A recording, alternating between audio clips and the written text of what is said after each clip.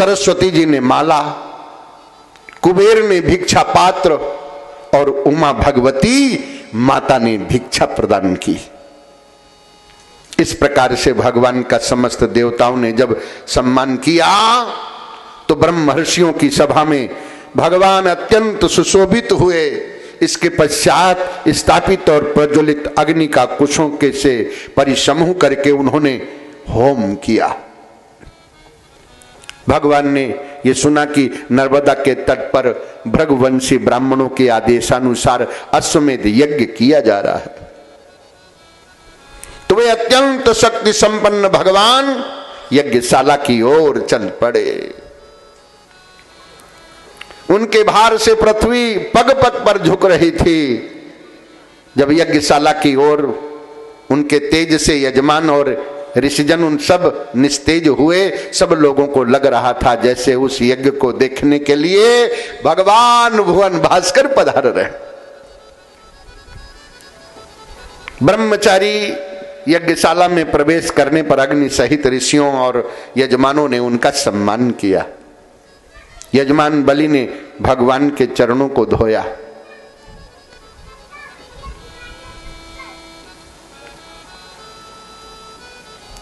महाभाग कहते हैं, राजन,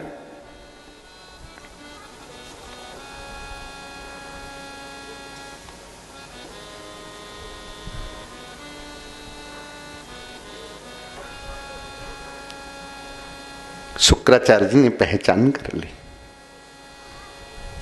बलि से कहते हैं, राजन, संकल्प नहीं करने का, धन के 5 भाग करके दान कर दो। धर्माय यशसे अर्थाय कामाय जनाय चा पंचधा विभजन वित्त मिहा मूत्र चमोदते। राजन, अर्थ के जो 5 भाग करके उपयोग करता है उसका लोक और परलोक दोनों ही संभलता है। सबसे पहले धर्म के लिए, धर्माय यश से, दूसरा यश के लिए कीर्ति, यश सा जीवति, जिसकी कीर्ति है वो मृत्यु के बाद भी जीवित है। कृषि व्यापार के लिए, आजीविका के लिए और जनता और राष्ट्र के लिए। पंचधा विभजन वित्त मिहा मूत्र चमोदते। उस समय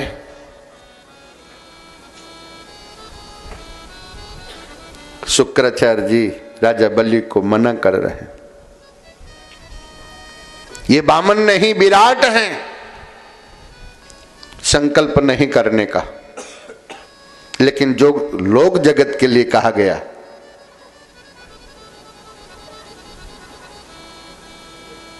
दान देत बरजे को दाता ताको भला न करे विधाता। दान देते समय दानी को मना नहीं किया जाता है, पर शुक्राचार्य जी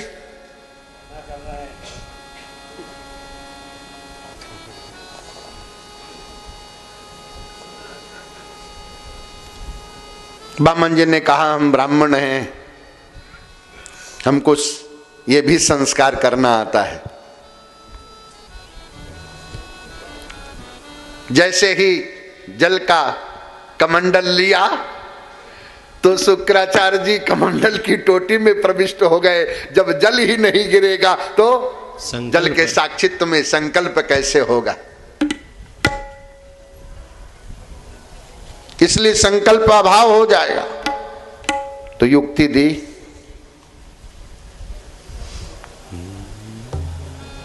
झारी माझ बैठ जब जाई, झारी माझ बैठ जब जाई, जल की बूंद पड़े नहीं पाई, जल की बूंद पर नहीं पाई। कमंडल की टोटी में शुक्राचार्य जी प्रविष्ट हो गए और टोटी से जब जल नहीं गिरता, वामन भगवान ने कहा अच्छा हमको वो भी युक्ति आती है।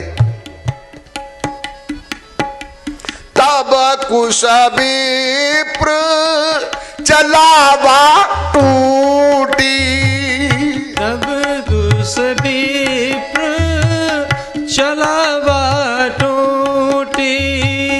भीतर आंख शुक्र की फूटी, भीतर आंख शुक्र की फूटी।